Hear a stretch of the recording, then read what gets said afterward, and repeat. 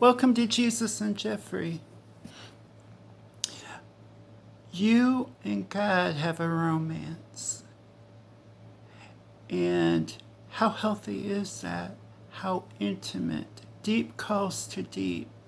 When David was a shepherd boy, I consider that was when he laid his foundations of relationship with the Father. He spent time with him. He focused on him. He loved him enough to sing him songs. He had his harp. And as he worked, he still had his mind steadfast on him. And he learned attributes of his father by tending those sheep and fighting the enemy, fighting the bear, fighting the lion. He understood that God was for him and not against him. Now, when there is a couple and you see them, and in just a few glances, you can tell they love each other. Now, how can you judge that? How can you tell that? You can tell it by they love spending time together. And when they have time together, they are excited about just that fact. No one else needs to be present.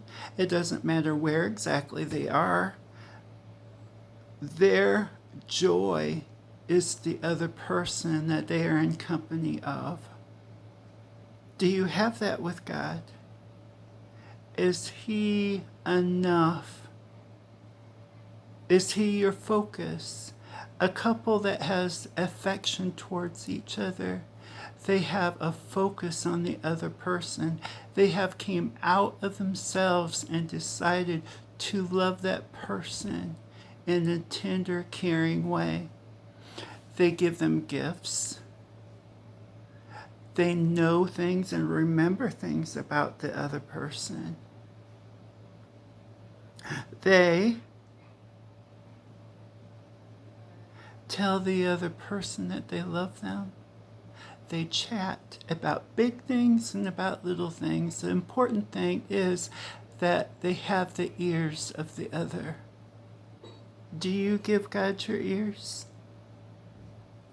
Do you chat with Him about the small things and the big? Do you talk to Him and honor Him?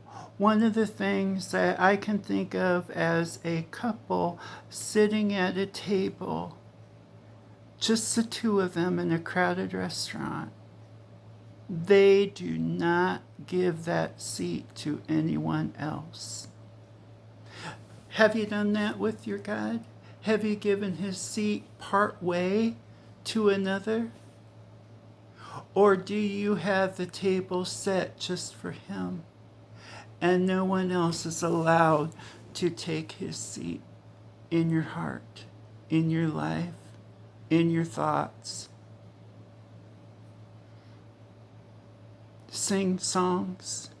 Have you been singing the songs of Zion to the Lord? Have you been loving Him with melody in your heart?